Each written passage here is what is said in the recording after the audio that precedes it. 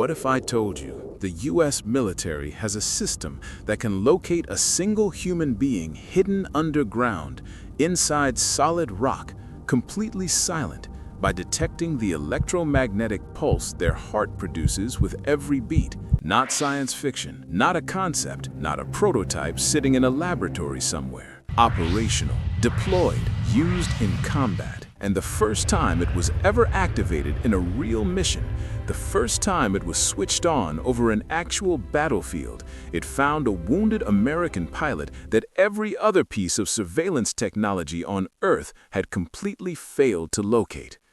Welcome to History Uncovered, where the past refuses to stay buried.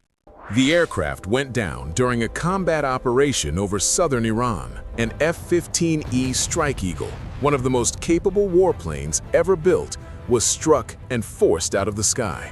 Both crew members ejected. Both survived the initial fall, but the weapons systems officer, identified only by his call sign Dude 44 Bravo, landed far from friendly territory. Injured in the descent, cut off from support, he had one objective: survive long enough to be found. The problem was the rules of that survival. He couldn't use his radio freely. Iranian signals intelligence was scanning the airwaves, ready to triangulate any transmission. He couldn't expose himself to open ground. Enemy patrols were already moving through the region, and he couldn't rely on conventional rescue methods because conventional rescue methods had already failed. Satellites passed overhead and saw nothing but rock. Drones swept the desert floor and found only empty terrain. He had moved into a cave system, deep, shielded, invisible to thermal sensors and infrared cameras. To the machines watching from space, he simply didn't exist. This is where most missions would have stalled. But US commanders had something they had never used in combat before. In classified briefings, it had a name: Ghost Murmur. The name was chosen deliberately. Murmur, a clinical word for the sound of a beating heart. Ghost, a person who has vanished from every screen, every sensor, every map. Put them together and you get a mission description precise enough to be a definition: find someone who cannot be found. The technology behind it traced back to some of the most advanced research programs in American defense history, the kind developed behind closed doors, tested in facilities without windows, and never discussed at press conferences. It drew on a field of physics called quantum magnetometry, which studies how ultra-sensitive instruments can detect the smallest possible changes in magnetic fields. Here's what that means in practice. Every time the human heart beats, it sends a tiny electrical impulse through cardiac muscle. That impulse creates a faint electromagnetic field, smaller than almost anything the body produces, almost impossible to measure under ordinary conditions. In hospitals, electrocardiograms read those signals by pressing electrodes directly against the skin. Even then, the readings are fragile, easily distorted by movement and interference. For decades, detecting that signal from any real distance was considered impossible. Ghost Murmur was built to prove that assumption wrong. At the center of the system are sensors embedded with synthetic diamonds, engineered at the quantum level with microscopic defects called nitrogen vacancy centers. These structures respond to magnetic field changes so small they don't register on any conventional instrument. Mounted on aircraft flying overhead, they create an invisible detection grid that scans the terrain below, not for heat, not for movement, but for life itself. The search aircraft were already in the air. Black Hawk helicopters and HC-130J Combat King planes began sweeping the desert in slow, overlapping patterns. Their sensors weren't tracking vehicles or personnel. They were listening for a rhythm, one specific rhythm, repeating at the pace a living human heart beats. But here's where it gets complicated. A modern battlefield isn't quiet. It's a wall of electromagnetic chaos. Radar pulses, radio transmissions, military communications, solar interference, magnetic fluctuations in the terrain itself. Every signal overlaps. Everything bleeds into everything else. To a raw sensor, A heartbeat would vanish instantly in that storm. It's too faint, too similar to 1,000 other signals layered on top of it. This is why the system needed something more than hardware. Ghost Murmur's engineers described the filtering challenge with an analogy. Imagine trying to hear a single person whispering inside a sold-out stadium during the championship game. 60,000 people are screaming. Music is blasting. Everyone is moving at once. And somewhere in that crowd, one voice continues quietly speaking. The problem isn't volume, it's identification. The system's AI processed the incoming data in real time, stripping away interference layer by layer, searching for a single pattern, the precise, repeating cadence of a biological heartbeat. Once that rhythm appeared in the data, it didn't just confirm that someone was alive, it told the rescue team exactly where. While the aircraft hunted for a signal, a different kind of battle was already underway. Far from the desert, intelligence officers understood that finding the pilot wasn't enough. They needed time. Time for the detection to complete. Time for helicopters to move into position. Time to plan an extraction that wouldn't get everyone killed. So, the CIA manufactured a lie. Carefully constructed rumors began moving through Iranian communication networks, through social media, through local contacts, through the informal channels that intelligence services watch constantly. The story was simple but effective. American forces had already located the downed airmen and were executing a ground escape through a distant region of the country. It worked. Iranian commanders redirected resources. Patrols moved toward the wrong area. Surveillance assets watched empty terrain. Every hour those units spent chasing a story that didn't exist was an hour the real rescue operation moved forward.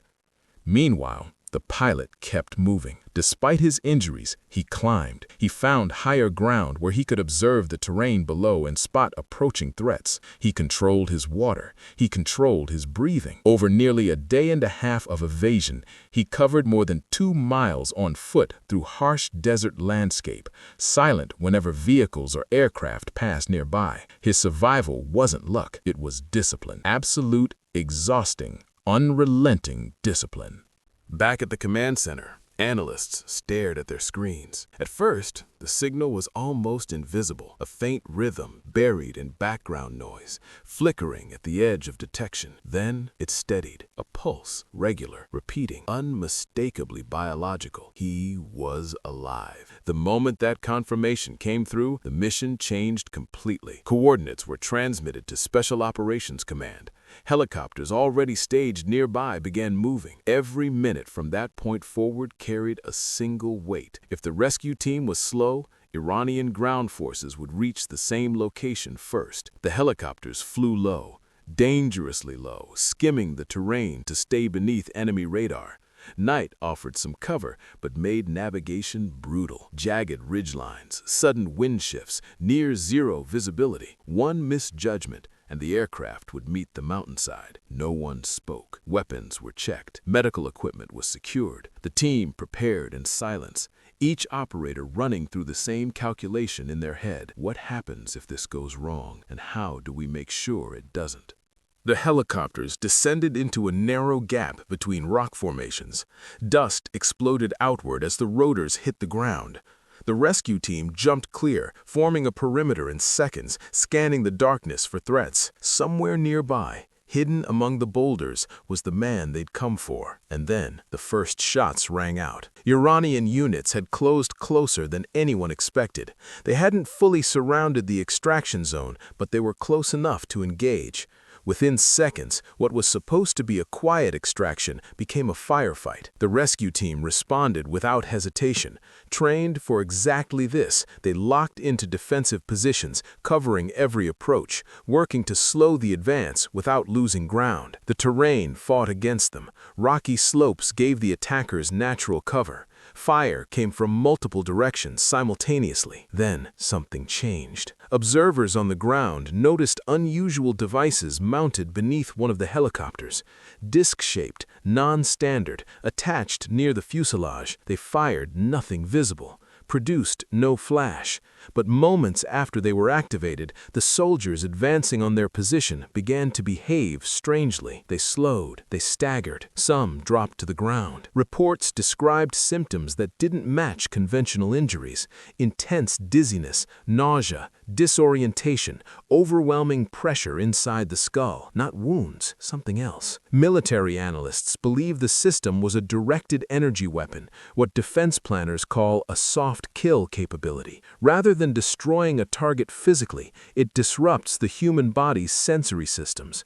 One mechanism, documented in scientific literature as the Frey effect, involves high-power microwave energy interacting with the nervous system, creating the sensation of sound directly inside the brain, bypassing the ears entirely. Clicks, buzzing, a roar that seems to come from nowhere. When properly calibrated, that effect can compromise balance, coordination, and situational awareness, leaving individuals temporarily incapacitated without a single bullet. Another possible mechanism, infrasound, low-frequency pressure waves that pass through the body rather than around it, causing internal vibrations that trigger nausea and confusion. For a small rescue team facing a much larger force, this was the difference between success and failure. Not firepower, not numbers, a technology that turned the human body against itself. Close air support finished the work. Attack aircraft circling overhead struck the surrounding hillsides, forcing advancing units to scatter. Explosions rolled across the terrain. The assault broke apart. The window opened. Medics reached the pilot, dehydrated, injured, exhausted after more than 30 hours of evasion, but conscious, aware, able to move with help.